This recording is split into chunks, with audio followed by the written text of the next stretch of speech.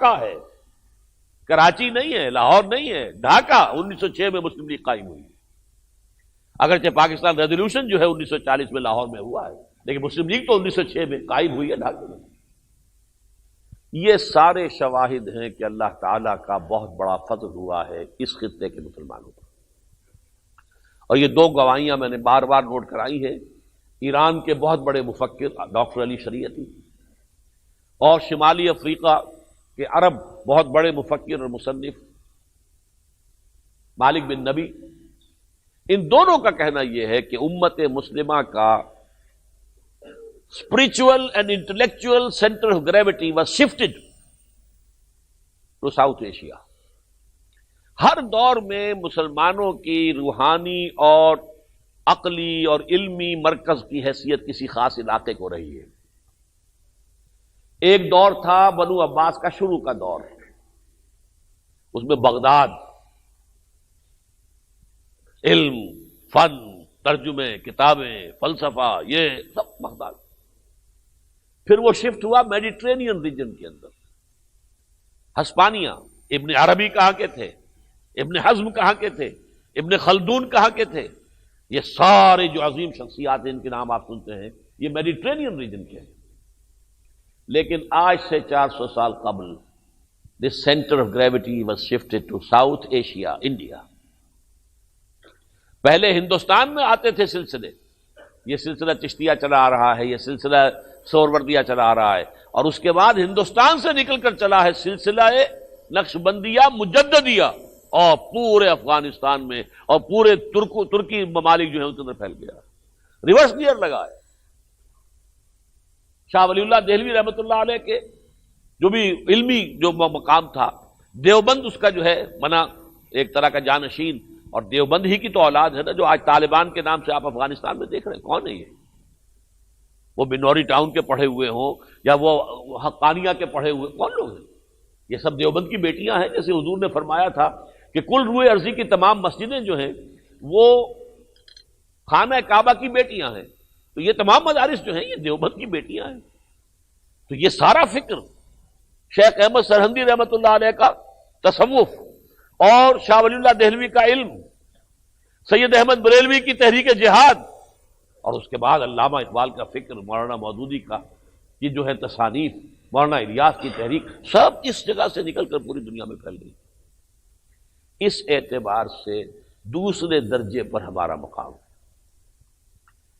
اب اگر میں اب تک کے حوالے سے پھر کہوں گا کہ ہماری جو ہے fate is hanging in a balance, اور یہ میں 93 کی جو اپنی کتاب ہے جس کا میں نے پہلے بھی تذکرہ کیا ہے، سابقہ اور موجودہ مسلمان امتوں کا ماضی، حال و مستقبل، اس کے آخر میں بھی کہہ چکا ہوں پاکستان کے ساتھ کیا ہوگا یقین سے میں آج بھی کچھ نہیں کہہ سکتا.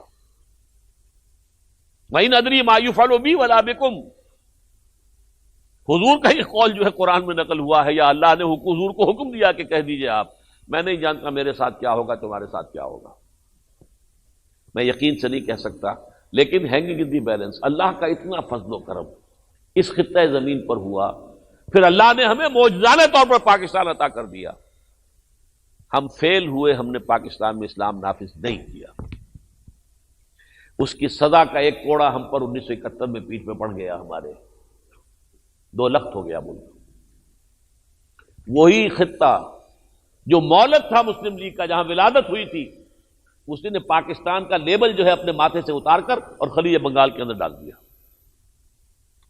اور اس صدی میں 2 مرتبہ اللہ کا وہ بدترین عذاب امت مسلمہ پر آیا ہے جو قرآن مجید میں سورہ انعام میں آیت نمبر 65 میں بیان ہوا ہے کہ 3 قسم کے عذاب اللہ کے ہوتے. قل هو القادر على ان يبعث عليكم عذابا من فوقكم او من تحت ارجلكم او يلبسكم شيعا ويذيق بعضكم بعض بعض. 3 شکلیں ہیں. آسمان سے کوئی عذاب نازل ہو جائے، زمین میں سے کوئی آ جائے، یا تمہیں آپس میں تقسیم کر کے گروہوں میں ایک دوسرے سے ٹکرا دیں. نہ آسمان کو کوئی تکلیف دینے کی ضرورت، نہ زمین کو کوئی تکلیف دینے کی ضرورت. یہ بدترین عذاب جو ہے اس صدی میں 2 مرتبہ آیا ہے. ترکوں نے، عربوں نے ہزاروں ترکوں کو قتل کیا. سلطنت عثمانیہ، یہ دول یورپ اسے ختم نہیں کر سکتی تھی، ناممکن تھا. یہ یورپ کا مرد بیمار بھی اتنا قوی تھا ابھی اگر بغاوت نہ ہوئی ہوتی عربوں کی طرف سے تو یہ الائیڈ پاورز جو تھی وہ اس کو شکست نہیں دے سکتی. ہزار ترکوں کو عربوں نے شہید کیا، حرم میں کیا ہے. اب بھی جب آپ جاتے ہیں عمرے کے لیے تو باب عبدالعزیز جو ہے اس سے نکلیں گے، اگر ملک عبدالعزیز والا دروازہ بڑا، سامنے پہاڑی ہے، اس کے اوپر ایک قلعہ ہے، بہت پرانا قلعہ ہے. یہ ترکوں کا قلعہ تھا، ترکوں کے زمانے کا ہے. مغرب کے وقت وہاں سے گیریزن، وہاں کے جو لوگ تھے فوجی، وہ آئے ہوئے تھے حرم کے اندر نماز پڑھنے کے لیے.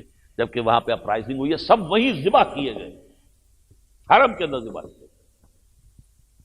اور ان کے پاس توپیں تھیں، وہ چلا سکتے تھے، لیکن انہوں نے کہا کہ نہیں، ہم توپ چلائیں گے تو خانہ کعبہ کو گزر پہنچ جائے گا. ذبح ہو گئے. اور دوسری مرتبہ جو مشرقی پاکستان میں ہوا، آج بھی حسینہ واجد کی حکومت چاہتی ہے معافی مانگو ہم سے. کوئی کہہ بیٹھتا ہے کہ جو کچھ مفتی باہری نے کیا تھا اس کا بھی حساب کتاب تو دو نا پہلے. دونوں نے کیا ہے، وہ کم نہیں کیا. جو کچھ ہوا ہے وہاں پر بہاریوں کے ساتھ اور مغربی پاکستان کے مسلمانوں کے ساتھ، اب کیا معلوم وہ ہندوؤں نے کیا یا مسلمانوں نے کیا. تو بنگالی بولتے ہوئے آتے تھے، بنگالی زبان بولتے ہوئے آتے تھے، بنگالی جو ہے نعرے لگاتے ہوئے بنگلہ کے آتے تھے. اور جواب میں جو کچھ ہماری فوج نے کیا وہ بھی کیا، اس میں کوئی شک نہیں. ہماری فوج کوئی فرشتوں کی فوج تو نہیں، جو دنیا کی عام فوجیں ہوتی ہیں تقریباً ویسی فوجیں. بدترین قسم کے معاملات جو ہوئے وہاں پر ہوئے، اس میں کوئی شک نہیں. اس حوالے سے ایک کوڑا تو ہماری پیٹھ پر برس گیا ہے. اب جس کو میں کہتا ہوں ہینگنگ ان دی بیلنس، اس کے حوالے سے ہو سکتا ہے کہ عذاب ادنا تو آ گیا تھا، عذاب اکبر بھی آ جائے. اس کو کہیں کسی چنڈو خانے کی بڑھ نہ سمجھیے. کتنی بڑی طاقت ہے اس وقت ہندو دنیا کے اندر. آج امریکہ جو ہے ان کی خوشامد کر رہا ہے، پیمپرنگ کر رہا ہے. کلنٹن صاحب 5 دن وہاں پر رہ کر گئے ہیں، آپ کو 5 گھنٹے دیے تھے انہوں نے. اس وقت کمپیوٹر میں وہ امریکہ کے بعد نمبر 2 پر ہے. سائنسدان ان کے ہاں اس کثرت کے ساتھ ہے، آپ تصور نہیں کر سکتے. ان کے ملٹری مائٹ، اس سے تو خوف کھا رہا آسٹریلیا اور ساؤتھ افریقہ. ان کی جو بھی نیوی کی قوت ہے وہ پورے اس انڈین اوشن کو چاہتا ہے کہ اپنے ہاتھ میں رکھے. اس کی تیاری کر رہا ہے. اور اب تو صاف انہوں نے کہہ دیا ہم ایٹمک وار کی تیاری کر رہے ہیں. کوئی ڈھکی چھپی بات نہیں ہے. We have to prepare for atomic war. اگر خدا نہ خواستہ پاکستان کو کچھ ہو گیا، دنیا تو اس کی نوید آپ کو سنا رہی ہے. وہ نوید کہہ لیں اسے یا منحوس خبر کہہ لیں. پہلے ایک کتاب چھپی تھی کہ 1906 میں حصے وقرے ہو جائیں گے، 2006 میں. خاص اسی اعتبار سے کہ 1906 میں مسلم لیگ شروع ہوئی تھی، تو 100 سال کے بعد جو ہوگا وہ یہ ہوگا کہ پاکستان ختم ہوگا. اب یہ کہ ان کا بہت بڑا تھنک ٹینک کہہ چکا ہے 2020 میں کوئی پاکستان نہیں ہوگا، نہ افغانستان ہوگا نہ پاکستان ہوگا. افغانستان کا بھی بڑا حصہ جو ہے وہ ایران لے جائے گا یا کچھ دوسری ریاستیں لے جائیں گی، باقی یہ سارا ہندوستان ہوگا. یہ امریکہ کا جو ٹاپ موسٹ تھنک ٹینک ہے وہ کہہ رہا. تو اس حوالے سے میں نے 93 میں جو میری کتاب چھپی تھی، میں نے پاکستان کے مستقبل کے بارے میں 3 باتیں کہی تھی. 3 امکانات ہیں، 3 آلٹرنیٹیوز ہیں. ایک ہے ہوپنگ اگینسٹ ہوپ، لیکن ہوپنگ فار دی بیسٹ. آثار اس کے کوئی نہیں، حالات کوئی سامنے نہیں ہے، لیکن ہوپنگ اگینسٹ ہوپ. اللہ تعالیٰ اس قوم کو توبہ کی توفیق دے دے،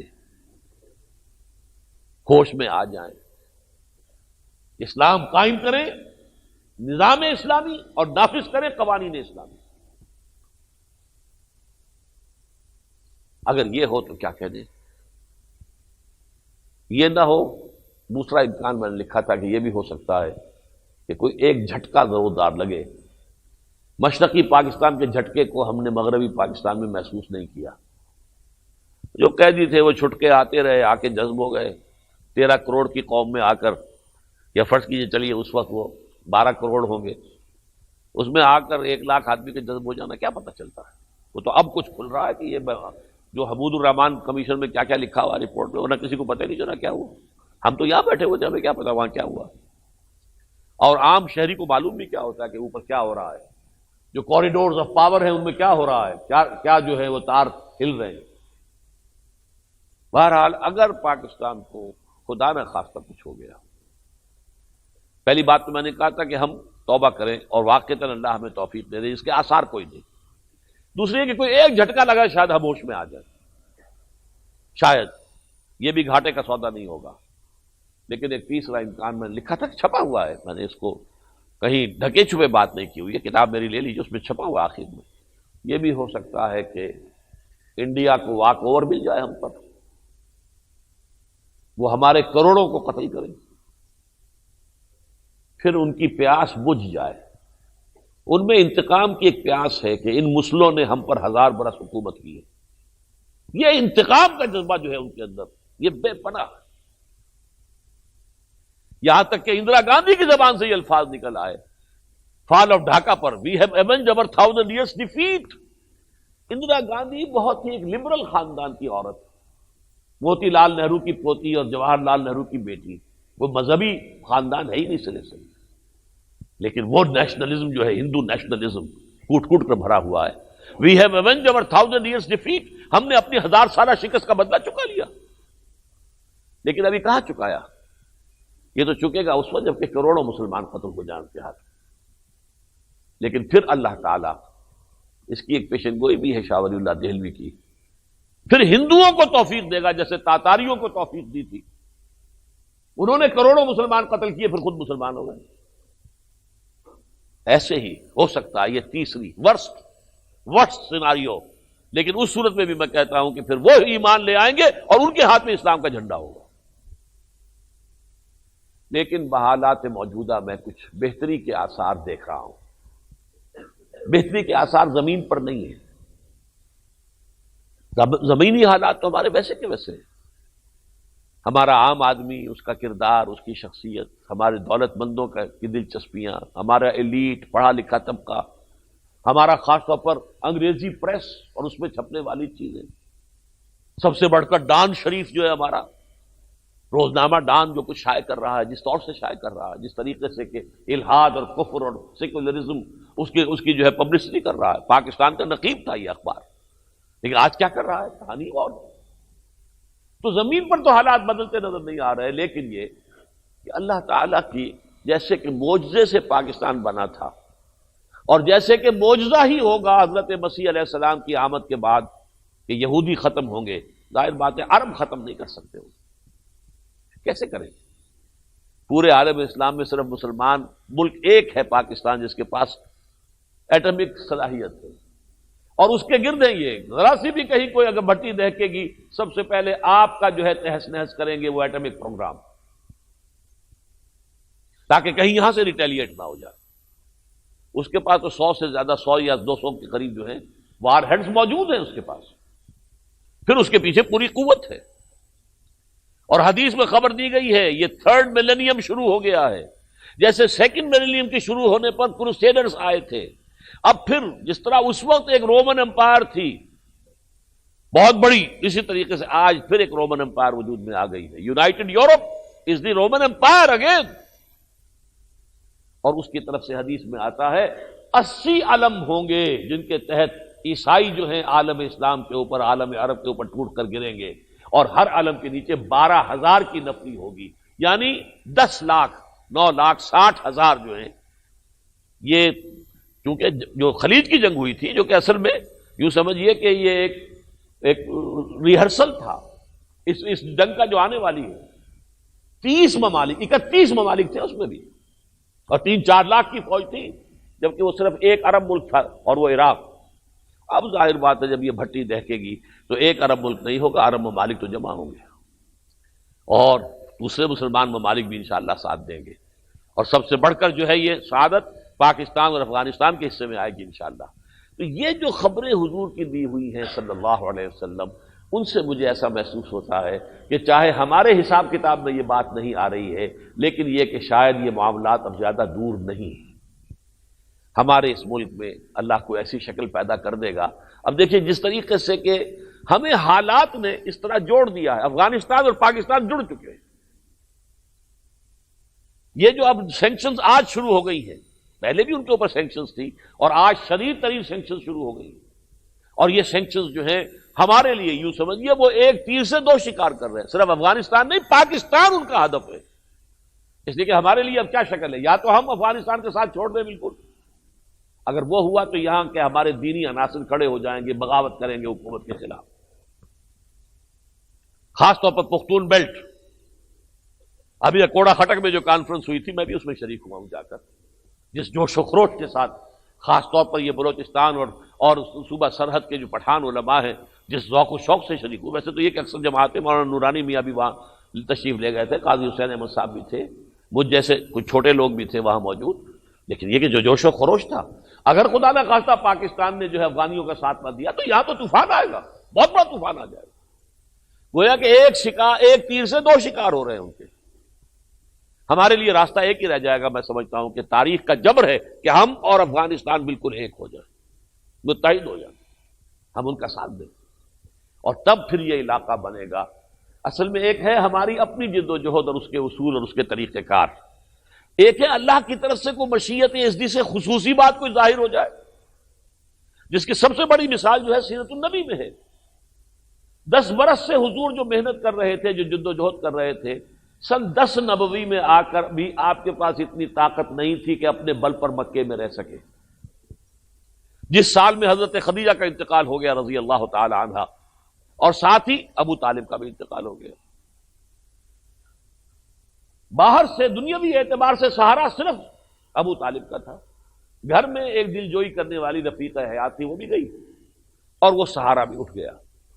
اسی لیے حضور اس کو کہتے ہیں سن 9 نبوی کو، ہجری نہیں، ہجری تو ابھی آئے گا 2 سال کے بعد شروع ہوگا، یہ ہجرت سے 3 سال پہلے کی بات کر رہا ہوں.